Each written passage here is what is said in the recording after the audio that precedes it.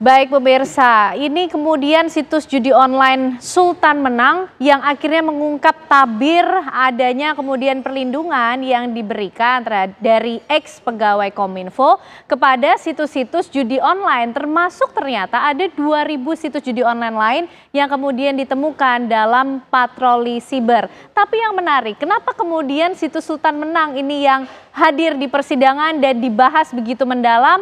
Apa sebetulnya yang terjadi, siapa kemudian tokoh-tokoh di baliknya, dan bagaimana kemudian penjelasan sehingga muncul 4 klaster termasuk tindak pidana pencucian uang. Malam hari ini kita akan membahasnya bersama dengan sejumlah narasumber yang sudah bergabung di Apa Kabar Indonesia malam hari ini. Ada Kabareskrim Polri tahun 2008 hingga 2009, Pak Susno Duaji. Selamat malam Pak Susno. Selamat malam Mbak Kin, selamat malam pemirsa. Terima kasih sudah hadir di Apa Kabar Indonesia malam. Dan mantan Ketua PPATK ada Pak Yunus Hussein. Selamat malam Pak Yunus, terima kasih sudah bergabung kembali untuk membahas judi online lagi Pak Yunus. Dan juga bergabung melalui sambungan Zoom ada dari Komisi Kejaksaan Pak Pujiono Suwandi. Selamat malam Prof Pujiono. Selamat malam Mbak Gen, Prof Yunus, dan juga Pak Susno. Selamat malam. Pak Pujiono, selamat malam. Pak Susno, ini mungkin yang menarik karena polisi dihadirkan sebagai saksi fakta di situ ya. Dan dia mengungkapkan yang pertama ini situs Sultan Menang. Baru kemudian 2.000 situs online lainnya yang kemudian mengikuti. Kenapa sih Pak Susno yang diungkapkan begitu tebal di situ Sultan Menang? Jadi polisi dalam mengungkap ya suatu peristiwa, penyelidik dan penyidik itu kan ada banyak ini situs. Tentunya dipilih ya skala prioritas gitu. Dia akan milih mana ini yang ikan besarnya. Ternyata diambil Sultan Menang. Ikan besar ini maksudnya apa Pak Susno? Kalau diambil satu ini dampaknya side effect-nya besar. Akan membuat takut yang lain dan akan bisa mengungkap bahwa yang ini omsetnya besar. Yang ini dalangnya ada, yang ini mungkin juga ada yang melindungi kita. Nah sehingga daripada mengungkap yang cemen-cemen, lah ini kan yang besar, yang gede. Nah tapi persoalannya kalau kita ikuti sidang saat ini belum terungkap tuntas. Ada nama-nama yang disebut tidak dihadirkan di sidang. Nah ini yang menarik Pak Susno. Dan ini publik berharap kepada siapa? Kepada hakim yang menyidangkan perkara ini. Nah, hakim kan bisa saja memerintahkan di situ. Ini beliau ini pakar hukum, ini atasan saya ini. Panggil atau jaksa perintahkan yang ini untuk diperiksa sebagai tersangka. Oh bisa wah perintah. Baik. Bisa. Ini menarik nih karena kemudian mungkin yang dimaksud ada nama Budi Ari di situ. Nah, kenapa kemudian ini tidak dipanggil di persidangan begitu ya Pak Susno ya? Ya, semestinya ya kalau clear and clean dipanggil atau tidak dipanggil justru menghadap saya ingin di-clearkan di sidang. Iya, saya udah di BAP juga katanya. Sudah di BAP. Nama disebut di BAP, disebut di sidang. Jangan menolaknya itu di medsos. Menolaknya itu pakai teriak-teriak. Beliau ini pakar hukum, mestinya siap, saya akan hadir di sidang. Saya akan buktikan bahwa saya terlibat atau tidak. Nah mungkin yang bisa menjawab Prof Pujiono. Prof, ini kenapa kemudian nama yang sebetulnya sudah disebut-sebut tidak hadir juga di persidangan? Padahal hakim juga punya kemudian kewenangan untuk bisa memanggilnya Prof Pujiono. Iya, kalau jaksa itu kan dasarnya pada berkas yang diterima dari proses penyidikan ya.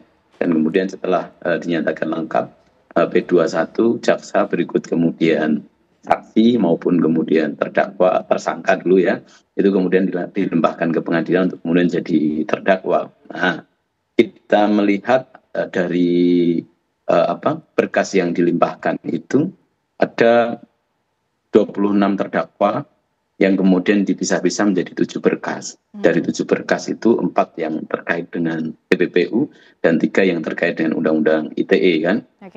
Nah, dari ke-7 berkas itu kalau dibaca-baca tidak ada satupun yang kemudian menyebut, bukan menyebut ya, tidak ada kemudian yang menjadikan Pak mantan menteri itu menjadi saksi. Itu satu. Meskipun kemudian ada 4 saksi setidaknya yang menyebut nama mantan menteri, Pak menteri itu, Pak mantan menteri itu yang kemudian disebut, tetapi dalam berkas ketika penyerahan tahap pertama maupun tahap kedua Pak mantan Menteri Kominfo itu tidak kemudian disertakan karena tidak pernah dijadikan saksi meskipun disebut. Nah, oleh karena itu berdasarkan berkas yang diterima dan kemudian saksi-saksi yang kemudian diterima oleh kejaksaan, ya kejaksaan menyampaikan itu ke pengadilan sesuai dengan berkas dan apa yang kemudian diterima oleh kejaksaan. Nah, kalau toh kemudian pengembangan kasus ini mau diarahkan ke atas misalnya, ya itu tergantung. Sekarang kan yang punya wewenang adalah hakim. Nah, hakim bukan lagi jaksa kan. Ya, di pengadilan yang punya kewenangan adalah hakim. Hakim kemudian bisa saja kemudian memerintahkan kepada jaksa untuk kemudian memanggil menghadirkan Pak mantan Menkominfo itu sebagai saksi di persidangan. Nah, itu bisa saja begitu. Tapi sepenuhnya ini sudah menjadi kewenangan di persidangan adalah hakim. Demikian. Oke, berarti bisa ya Prof, ketika kemudian awalnya ini tidak tercatat sebagai saksi, tapi hakim punya kewenangan penuh ketika kemudian merasa membutuhkan informasi atau keterangan dari mantan Menkominfo tersebut, begitu Prof? Ya, sepenuhnya ini hakim. Tapi kalau kemudian kewenangan di jaksa kan sudah selesai, semua saksi dihadirkan, terdakwa kemudian dibawa, itu sudah selesai di pengadilan. Itu sudah, tetapi kemudian mau pengembangan kasus ini, kewenangan di pengadilan ini sudah menjadi palunya hakim. Oke, baik Prof. Nah Pak Yunus, ini kembali lagi mungkin ke situs Sultan Menang. Kalau Pak Susno tadi mengatakan ini ikan besarnya, menentukan atau indikator ini ikan besarnya itu karena kemudian transaksi dengan jumlah yang paling besarkah? Atau seperti apa sih Pak Yunus? Ini yang disebut Pak Susno itu sama dengan risk management namanya. Jadi prioritas fokus yang besar-besar ya, baru yang kecil-kecil belakangan. Ya bisa juga dilihat dari volume transaksi yang dia lakukan ya. Kemudian banyaknya, mereka kalau dulu katanya bayar pakai bank, pakai remittance, sekarang bayar pakai QRIS, perkembangan baru. Dia buka ribuan QRIS, buka toko pakai QRIS untuk setoran judi itu. Mungkin yang Sultan ini banyak punya ini, karena dia punya jalur untuk pembayaran deposit tadi. Itu menjadi prioritas ya. Kita nggak tahu polisi pertimbangan yang mana. Mungkin dia pasti lihat ini. Karena saya baru dengar dari PPATK banyak pakai QRIS setoran sekarang. Bukan lewat bank atau remittance. Udah berubah terus. Dikejar sini, lari kemari gitu. Dan ada oknum mantan Kominfo yang mempengaruhi ke dalam supaya ini tidak ditutup, segala itu memang benar ada. Karena itulah judi online tidak pernah habis. Betul. Karena kemudian ada 4 klaster yang diungkap juga ya Pak Yunus ya, termasuk kemudian siapa kontributornya, siapa agennya, siapa yang kemudian menjadi perantara antara pihak-pihak Kominfo ini dengan para pemilik situs judi online itu Pak Yunus. Bisa di-tracking sebetulnya, semudah itu? Ya sudah diketahui sebenarnya ada orang di luar Kominfo yang mempunyai pengaruh ke dalam, mengakibatkan situs-situs mereka nggak ditutup, tetap jualan gitu. Karena itulah dia bertumbuh terus, banyak terus, nggak pernah habis jadi judi online. Tidak pernah habis. Nah kalau kemudian sepanjang pengetahuan Pak Yunus juga mungkin dari pengalaman dan mungkin data yang dimiliki oleh Pak Yunus, ini mengenai jumlah transaksi judi online, lagi-lagi kita harus mungkin mengulang ini juga kepada masyarakat Pak Yunus. Ini peredarannya sampai berapa besar? Dan apakah dari Sultan Menang ini sendiri sebetulnya PPATK juga punya jumlahnya, berapa besarannya begitu? Ada, dulu kan pernah ditampilkan di sini. Triliunan itu, jumlah yang sangat signifikan. By name terhadap situs judi online-nya apakah juga bisa didapatkan Pak Yunus? Ya, kalau terkait dengan masing-masing bisa juga kalau mau dirinci begitu. Tapi totally kan sampai 10 miliaran udah besar sekali. Yang anehnya, ironisnya pemain judi itu orang kecil, mana ke bawah. Bandarnya yang besar. Bandarnya yang besar, yang kaya bandar ya, pemain nggak pernah menang, yang menang bandar terus kalau judi itu. Gak bakal kaya sih penjudi gitu. Bandar yang kaya. Baik, Pak Susno, ini Sultan Menang kemudian yang seakan-akan membuka tabir ya terhadap perlindungan pada situs judi online, sedangkan masih ada 2.000 situs judi online lainnya. Nah nanti polisi ini bagaimana juga akan bekerja untuk mengungkap ribuan yang lainnya ini Pak Susno? Ini yang memprihatinkan kita. Pemainnya kata Pak Yunus tadi dari anak-anak ya, sampai orang-orang miskin dan sebagainya. Dan sekarang kalau tidak punya duit bisa dengan pinjol. Pinjol pinjol itu sulit dibayar, dia mainkan di judi online, ya tambah anjlok. Nah banyak orang stres, banyak yang tambah miskin. Berapa omsetnya? Triliun. Nah kita prihatin lagi kenapa? Ini perintah presiden, sejak presiden terdulu berantas judi online. Dibentuk Satgas. Dan PPATK udah kerja serius. by name namanya ada. Anggota DPR sekian, pegawai negeri sekian, rakyat sekian, ada. Dan memberantas judi online ini jauh lebih gampang daripada memberantas judi di rumah. Di rumah main QQ kayak gitu susah karena ada di Medan, ada di Ambon. Kenapa menjadi sulit, Pak? Ada di Glodok mungkin juga. Ada di Glodok, di mana-mana sulit kalau itu kan, terpecah-pecah tidak jadi satu. Tapi kalau ini paling gampang, judi itu pasti ada sarananya. Sarananya apa? IT, rekening, duit. Nah, kalau ini dibekukan, IT-nya dibekukan, situsnya dibekukan, rekeningnya dibekukan, bermain di QRIS, pasti ada caranya bagaimana untuk mencegah di QRIS. Dan namanya kan sudah jelas, siapa yang main. Betul. Pegawai berapa, pejabat berapa, polisi berapa, tentara berapa, ada semua namanya. Jadi juga ada ketahuan kan? Ada ketahuan di PPATK. Jadi kenapa susah? Nah, kita juga malu, kenapa di negara tetangga nggak ada judi online? Kenapa di Malaysia nggak ada? Ya kalau di sini yang harus memberantasnya, yang harus membekukan situs itu, justru dihadirkan di sidang. Nah, kita bertanya kepada hakim. Ini Pak Hakim ya, mudah-mudahan dengar acara ini.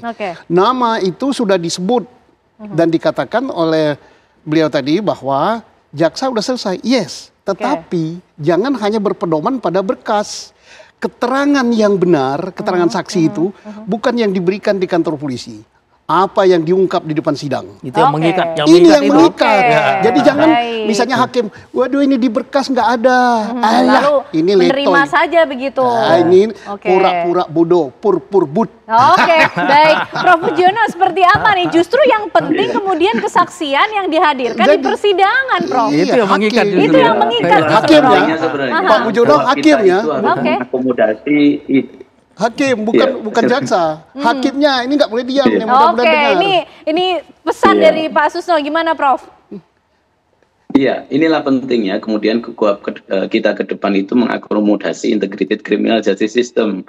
Yang sekarang ini diferensi fungsionalnya itu kamarnya terpisah-pisah. Baik. Nah, kalau kemudiannya kamarnya bisa bareng-bareng itu, jadi jaksa bisa kemudian terlibat sejak awal. KPI-nya teman-teman penyidik dan teman-teman penuntut umum itu sama. Nah, sekarang kan KPI-nya beda nih, sehingga kemudian pintu kontrol terakhir kita berharapnya kepada hakim. Nah, hakim gimana nanti ketika kemudian mau mengembangkan kasus ini lebih besar atau kemudian selesai pada yang ada di berkas dakwaan saja, gitu. Baik. Pak Susno ingin menanggapi? Saya menanggapi. Hakim mudah mendengar. Kalau kita nunggu UHAP lagi itu bagus ya. Itu ideal kita, cita-cita kita. UHAP-nya integratif. Yang sekarang integratif tapi tidak terintegrasi. Tapi ke depan Pak Yunus sudah banyak nyumbang, mudah-mudahan lebih bagus. Tetapi hakim sekarang udah bisa memerintah loh. Perintahkan jaksa untuk dihadirkan di sidang. Atau perintahkan jaksa agar polisi menyidik perkara ini dia sebagai tersangka. Luas sekali kewenangan hakim. Kalau tidak orang bertanya, oh pantas ketemu 1 triliun gitu.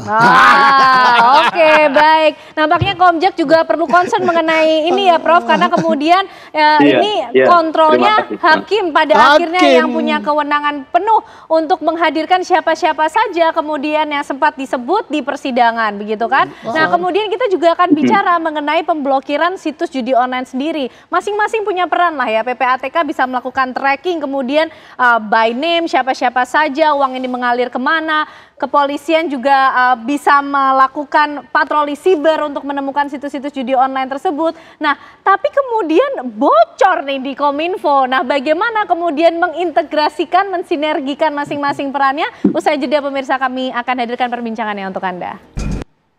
Baik pemirsa, sebelum kami lanjutkan pembahasan mengenai terungkapnya situs judi online ini, kemudian ada polisi yang dihadirkan dalam persidangan sebagai saksi fakta. Kami hadirkan dulu untuk Anda sejumlah informasi berikut ini pemirsa yang kami hadirkan di layar kaca. Ini adalah informasi yang sudah coba kami himpun. Pak Susno, Pak Yunus, bisa disaksikan juga ini. Judi online dalam angka ya, mungkin ini beberapa kali juga sudah kami informasikan, Pak Yunus juga sudah mengkonfirmasi mengenai hal ini pada waktu itu ya Pak Yunus ya.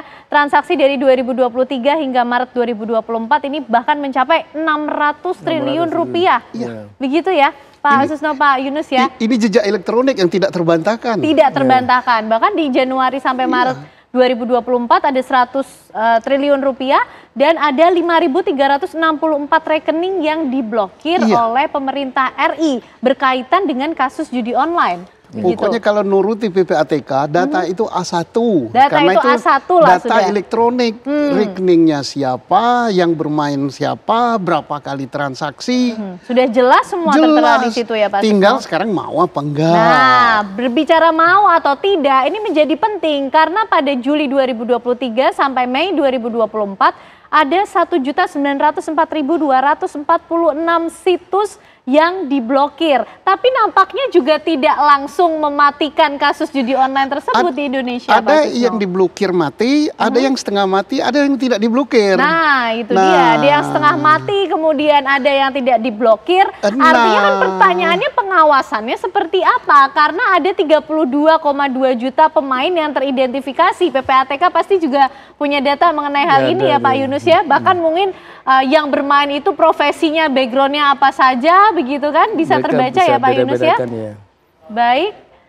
Dan inilah pemirsa informasi yang coba kami himpun untuk Anda. Ada 3,2 juta pemain yang bermain di atas Rp100.000. Jadi semakin muda, semakin kecil angka yang bisa digunakan dalam situs judi online, semakin banyak juga kemudian yang teracuni oleh judi online. Kalau bisanya 3, sekian juta, satu orang bermain 1 juta saja ya, karena itu kan terus ada yang kejerat pinjol, dimasukkan sini juga. Ya berapa? Ini sesuatu yang gampang membunuhnya, yang dibunuh saja alatnya oleh Kominfo. Nah, tapi kenapa? Ada yang dibunuh, ada yang enggak. Nah ini yang dibunuh itu. 1 tumbuh 1.000. Apa yang kemudian yang menyebabkan ada yang kemudian dibunuh, ada yang setengah mati membunuhnya, ada yang kemudian justru bisa bebas. Kalau menurut Pak Susno kenapa itu bisa terjadi? Lah ini pinternya penyidik ya, ini saya hormat lah sama adik-adik saya. Dia ambil situs Sultan Benang. Ya. Jawabannya ada di Sultan Benang. Karena apa? Dari Sultan Benang itu ada sekian situs di situ, kemudian dibawa ke sidang, di dalam persidangan saksi ngomong, tersangka ngomong bahwa ini. Nah itu rakyat Indonesia udah tahu semua kan? Bahwa ada ini, ada permainan ini, ada permainannya. Tinggal hakim perintahkan ini, ungkap. Nah kalau hakim juga nggak ngungkap, orang bertanya-tanya ada apa di balik ini?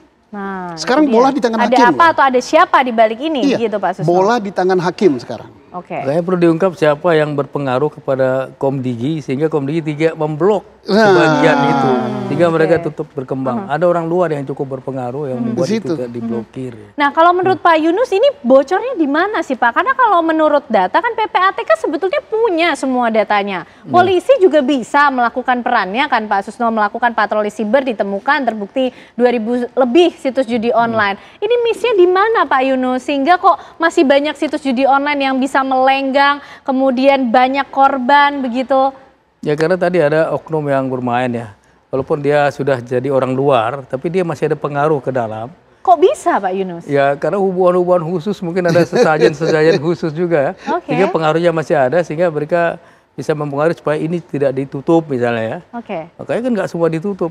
Mungkin ditutup 1 tumbuh 1.000 bisa juga kan. Tadi lihat jumlahnya besar sekali. Berarti ada tebang pilih juga Pak Yunus di situ. Situs judi online mana kemudian yang ingin coba dilindungi, ada yang betul-betul dimatikan, ada yang setengah mati. Ini milihnya gimana? Kenapa harus tebang pilih begitu? Padahal besar kecilnya sama saja semua mengancam yang koneksinya kuat tadi, ada backingnya tadi, kemungkinan besar dia survive gitu. Tapi kalau nggak punya backing, kemungkinan besar ya tidak survive.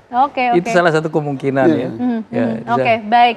Prof Pujiono, ini jaksa kemudian bagaimana menyusunnya ketika bertindak sebagai jaksa penuntut umum? Bagaimana kemudian menuntutnya? Siapa pihak-pihak yang terlibat, punya kekuatan, siapa yang membacking? Adakah kemudian oknum-oknum di baliknya yang cukup kuat begitu?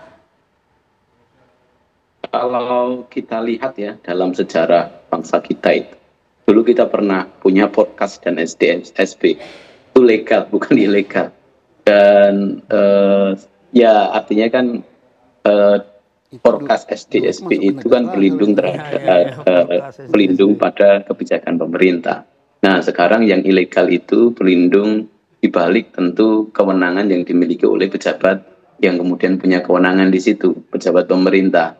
Nah ini kan sebenarnya kalau mau ditelusur, dikembangkan kasus ini sebenarnya tidak susah-susah amat seperti yang disampaikan oleh Pak Susno tadi. Untuk mengembangkan kasus ini sekarang pula ada di hakim satu. Kedua untuk menghentikan proses ini sebenarnya ya seperti dulu menutup Perkas dan SDSB, tinggal keluarkan kebijakan, terus kemudian ada pejabat yang kemudian mengawasi, selesai.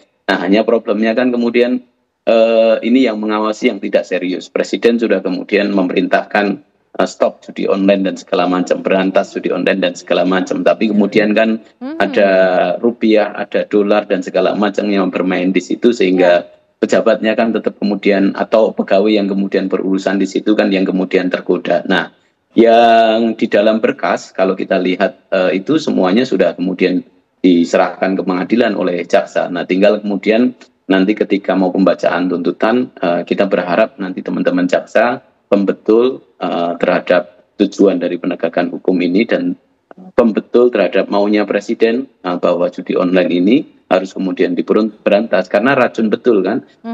Ya seperti mata rantai saja, judi online-nya itu kalau nggak punya uang nanti ke pinjol itu seterusnya, dan itu tidak hanya kemudian masyarakat kecil termasuk pegawai-pegawai yang ada di level penegak hukum itu bisa jadi juga terlibat di sana, dan ini mirisnya kita.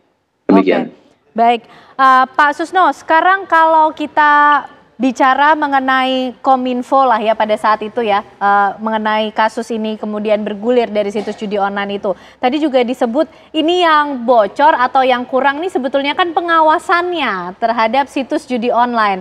Nah, dengan kemudian adanya terhubungnya satu dengan yang lain, institusi yang punya kewenangan atau peran masing-masing, ini bagaimana kemudian pengawasan yang harus dilakukan lagi Pak Susno? Ya, polisi dengan cybernya melacak ini, kemudian masukan dari PPATK. Dengan itu polisi nangkap pelakunya. Kemudian polisi minta juga Polri ya kepada Komdigi untuk situs-situs ini diblokir. Nah, tetapi ternyata tidak diblokir. Berarti pengawas menjadi peternak ini. Peternak dia. Lagi mana mau berantasnya? Padahal memblokir itu, saya ini bukan ahli IT ya. Hanya bisa handphone aja gini. Kan itu nggak sulit-sulit amat, nggak perlu keluar keringat, nggak perlu menghabisi nasi 3 piring, kan tinggal itu kan kenop-kenop gimana gitu. Kan tinggal matikan. Tetapi kenapa tidak dimatikan? Nah, kenapanya ini kan terungkap di pengadilan. Oh, bapak itu terima sekian, bapak itu terima sekian. Lah, udah jelas sekali terang benderang. Kalau soal di berkas tidak ada, makanya jaksa tidak menuntut. Dan benar, jaksa berpedoman pada berkas. Tetapi hakim, keterangan yang sah, yang sahih itu yang namanya keterangan saksi itu yang di depan pengadilan. Keterangan ahli itu di depan pengadilan. Jangan nanti hakim, wah ini nggak ada di berkas. Nah, kacau negeri ini. Tidak selesai-selesai, never ending ini jadinya. Ya berarti kan persoalan ini sekarang ada di benteng terakhir penegak hukum ini. Siapa itu hakim? Nah, seperti yang disampaikan sekarang ini kesempatan hakim untuk memperbaiki namanya. Karena nama hakim udah rusak kok. Baik. Pak Yunus, kalau dari pandangan Pak Yunus, ini pengawasannya sekarang tuh seperti apa sih Pak Yunus melihatnya di Komdigi yang sekarang? Sudahkah kemudian ada progres begitu kan dari yang dulu Kominfo dengan mantan menterinya yang saat ini juga kita masih tunggu bagaimana kemudian sejauh mana akan memberikan keterangankah di persidangan atau tidak. Tapi kemudian pihak-pihak mana lagi yang mungkin harus ditambahkah kewenangannya atau seperti apa Pak Yunus? Ya kan mereka secara internal punya pengawas juga, eksternal juga ada. Tapi saya perlu juga menekankan civil society, netizen itu perlu dilibatkan di dalam mengawasi. Karena kita nggak bisa percaya sepenuhnya. Kenapa? Dengan cara seperti apa? Ya, civil society bisa ikut terlibat? Transparan lah semua proses itu sehingga mereka tahu. Kalau ada yang menyimpang dia ingatkan, ini menyimpang, ini harus diluruskan ya. Misalnya ada yang belum, tadi Pak sebut, ada yang sudah disebut di sidang nggak dipanggil ya. Netizen bisa mengingatkan juga gitu. Kalau ini terlalu ringan, misalnya, oh ini enak bener, udah banyak kok ringan atau misalnya bebas. Jadi netizen itu kuat sekali. Kalau dia dibuat transparan, dia tahu dan dia bisa mendorong proses itu. Di situ demokrasi dalam penegakan hukum itu salah satu itu. Prof. Pujiono, ini hakim menjadi benteng terakhir nih kata Pak Susno begitu, dan civil society nampaknya juga punya kekuatan untuk bisa ikut mengawal bagaimana kemudian penanganan dari kasus judi online ini. Jangan sampai kemudian ini menjadi kasus yang tidak pernah berakhir, Prof. Ada komisi yudisial juga sebenarnya ya, secara formal. Bagaimana Prof mengoptimalkan fungsi dan peran masing-masing? Prof. Pujiono? Kemute. Ya, jaringan saya. Baik, silakan Prof. Karena di Bengkulu tuh jadi sinyal. Baik, kami masih mencoba untuk memperbaiki hubungan komunikasi kami kembali dengan Prof. Pujiono dari Komisi Kejaksaan. Nah Pak Susno, ini kan kita masih terus berusaha untuk memerangi ya Pak, karena ternyata belum selesai kasus judi online ini, bahkan mungkin sampai hari ini masih ada. Pak Yunus ya, masih banyak. Apa yang kemudian bisa dilakukan Saya katakan tadi, satu, mau apa tidak. Kalau mau jauh lebih gampang daripada memberantas judi sabung ayam. Jauh lebih gampang daripada memberantas judi pakau yang di dalam rumah. Karena ini kan sarananya itu kan sarana jaringan IT kan. Kemudian ditambah rekening kan. Ditambah lagi alat pembayaran berupa QRIS, berupa gitulah ya. Nah, sekarang itu udah diketahui semua, nomor rekening sudah jelas. Siapa nama pemilik rekening sudah jelas. Pasangnya berapa, namanya siapa dan sebagainya. Data di KYC-nya kan sudah ada kan. Nah, tinggal bekukan sarananya. Nah, bekukan sarananya siapa? Kementerian Komdigi kan? Komdigi sekarang. Dia. Nah kalau sekarang dia nggak bekukan, dia yang jadi pemain. Nah mudah-mudahan Bu Menteri sekarang, Bu Mutia tahu bahwa masih ada judi online. Ya berarti masih ada bocor di dalam itu. Langsung aja copot-copot aja. Nah. Baik Pak Susno, dan Prof. Pujiono sudah kembali tersambung bersama kita.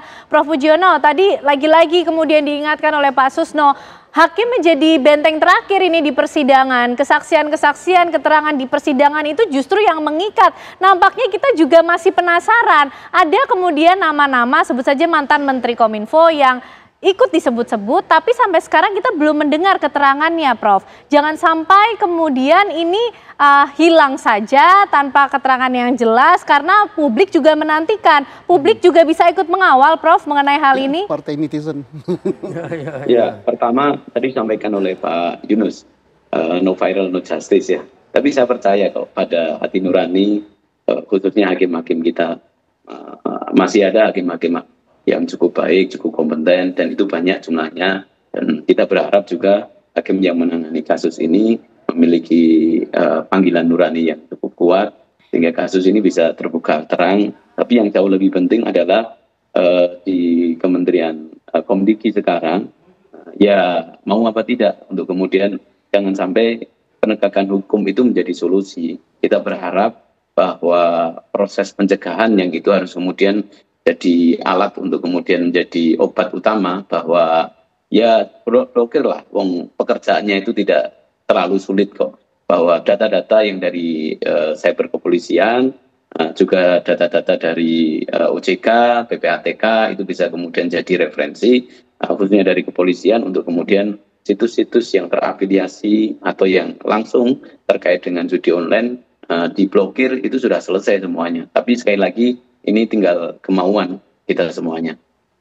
Oke, baik. Jadi bukan lagi kemudian pihak-pihak yang punya kewenangan yang hanya bisa memerangi judi online, tapi negara betul sedang memerangi judi online. Kita akan bahas lagi, pemirsa, kemana kemudian kita bisa mengejar bandarnya, atau usaha seperti apa yang bisa dilakukan untuk betul-betul menyudahi kasus judi online ini, pemirsa. Usai jeda kami kembali untuk Anda.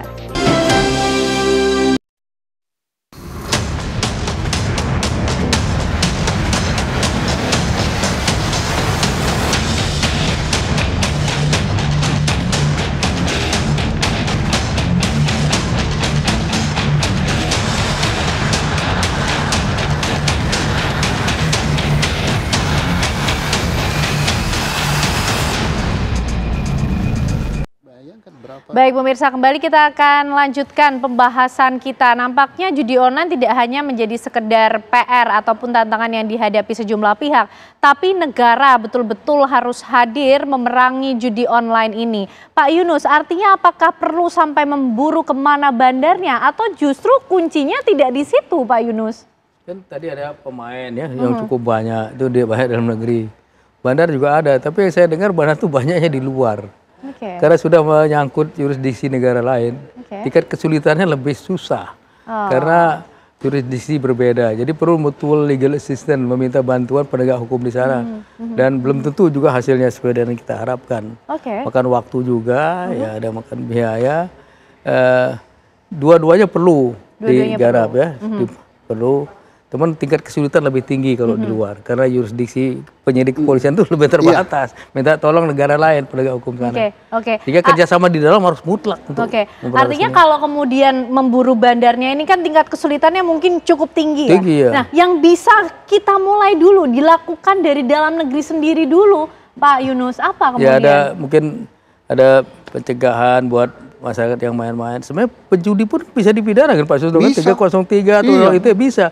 Dan selama ini penjudi itu lebih banyak dianggap sebagai korban saja. Jadi dianggap sebagai korban terus gitu. Pemain kena. Dia pemain bisa kena kalau berundang-undang ya. Baik. Pak Susno gimana melihatnya nih? Jadi target kita ya, kita targeting dulu. Pertama, hentikan judi online, itu dulu. Nah, hentikannya caranya apa? Ya gampang, tadi udah dikatakan, alatnya disita gitu kan. Sistemnya ya. Sistemnya dimatikan. Situsnya dimatikan. Kemudian data-data di rekeningnya yang sudah terdaftar sekian juta tadi dibekukan. Nah, kemudian setelah itu tidak ada lagi judi online, baru ditangkapi. Nah, tangkapi siapa? Ya mulai dari siapa yang melindungi, ya kan? Kemudian setelah itu baru nanti mereka yang berada di luar negeri diamin aja dulu daripada susah. Nanti kan pulang juga dia kan. Anak bininya ada di sini. Jangan dikejar-kejar, nanti bekas dia begitu pulang. Termasuk sampai pada tingkat pelaku judinya sendiri. Ya, ambil contoh beberapa. Kalau diambil semua, nanti dibuatin penjara segede Jawa Barat nggak muat. Baik Pak Susno, Pak Yunus, Prof Pujiono. Tapi kita punya informasi ini dulu nih, karena tadi disinggung juga mengenai pelaku judi online ini juga harus ditangkap, tidak diperlakukan sebagai korban gitu ya Pak Yunus. Nah, ini ada ayah penyanyi cilik Farel Prayoga yang harus berurusan dengan polisi karena terlibat kasus judi online, pemirsa. Penyanyi cilik yang melejit lewat lagu Ojo Dibandingke kala itu yang mungkin masih Anda ingat pemirsa, pulang kampung ke Banyuwangi, Jawa Timur setelah mendengar kabar ayahnya ini diamankan pihak kepolisian oleh Mapolres Banyuwangi. Joko Sutoyo ditangkap di rumahnya di Desa Kepundungan, Kecamatan Srono pada Selasa pagi. Akibat perbuatannya ini, pria ini terancam dengan hukuman penjara maksimal 10 tahun. Dia pemain judi. Ya, dia pemain judi ini Pak Yunus. Ternyata kemudian juga polisi sudah bergerak gitu ya, bertindak menangkap para pelaku. Ada dasar hukumnya, dan itu yang harus dioptimalkan Pak Susno. Bandar kena, pemain kena, orang yang menyediakan tempat kena, orang yang ngelindungi kayak yang di apa Komdiji tadi kena, backing kena. Nah, semuanya sebetulnya kalau sudah duitnya ada hasil judi tadi ngalir ke sana, itu kerjaannya Pak Yunus, PPATK. Misalnya saya diam di rumah, dikasih duit hasil judi online. Nah, ini duit haram ini. Ya, betul. TPPU kena. Betul. Disebut juga sudah klaster TPPU. Sebenarnya hukumnya sudah lengkap itu. Semuanya. Tinggal sekarang mau apa tidak. Nah, karena ini kan mengenakan kan. Baik, Prof Pujiono, nampaknya ini bukan PR yang sulit kok. Hukumnya sudah mengatur semuanya. Tinggal mau atau tidak ini Pak. Nah, hakim berada di lini terakhir untuk kemudian ikut berkontribusi memerangi judi online ini. Prof Pujiono, apalagi kemudian yang bisa diupayakan? Saya tanya kepada teman-teman jaksa, ada kendala nggak dalam menangani ini? Sampai sejauh ini, tidak boleh teman-teman jaksa, sampai sejauh ini tidak ada kendala. Artinya pertama hubungan relasi dengan teman-teman penyidik berjalan sangat harmonis. Nah, terus kemudian melimpahkan berkas ini ke pengadilan. Juga menurut keterangan dari teman-teman kejaksaan tidak ada intervensi dari manapun. Jadi ini clear bahwa Presiden kan maunya jelas. Kalau kita lihat bahwa memang pemberantasan judi online ini ya diharapkan bisa kemudian bisa paripurna kan begitu. Nah, tinggal kemudian kan proses ini sekarang kan sudah ada di pengadilan. Nah, terhadap ke-26 terdakwa, nah ini kan tinggal menunggu nanti proses penuntutan dan kemudian putusan hakim. Nah, selebihnya orang-orang yang kemudian disebut di persidangan atau kemudian disebut di manapun yang diduga oleh masyarakat, nah ini tinggal nanti hakim kemudian akan memerintahkan kepada jaksa untuk menghadirkan atau tidak. Nah, oleh karena itu kita berharap juga nih pada hakim dan semuanya juga kan punya harapan yang sama. Ya kalau memang benar-benar kemudian tidak terbukti ya berarti memang ini proses yang merupakan proses yang akhirnya publik tahu bahwa ini memang tidak terbukti, begitu saja sebenarnya. Sehingga sekali lagi polanya sekarang ada di hakim. Nah, polanya sekarang di hakim, jaksa sudah kemudian melimpahkan berkas termasuk kemudian terdakwa itu ke pengadilan. Nah, saksi-saksi yang di luar berkas yang ingin dipanggil itu tergantung perintah hakim. Hakim mau memanggil siapapun dan nanti jaksa yang akan berusaha untuk menghadirkan. Oke, baik. Tidak sulit kok untuk memberantas judi online ini sebetulnya, tinggal mau atau tidak. Masing-masing pihak punya tanggung jawab dan juga perannya masing-masing, termasuk juga masyarakat, begitu ya Bapak-Bapak semuanya. Harus masyarakat turut serta untuk memerangi judi online ini. Baik, terima kasih semua Bapak-Bapak malam hari ini sudah bergabung bersama kami di Apa Kabar Indonesia Malam. Pak Susno, Pak Yunus, Prof. Pujiono juga sudah bergabung di Apa Kabar Indonesia Malam.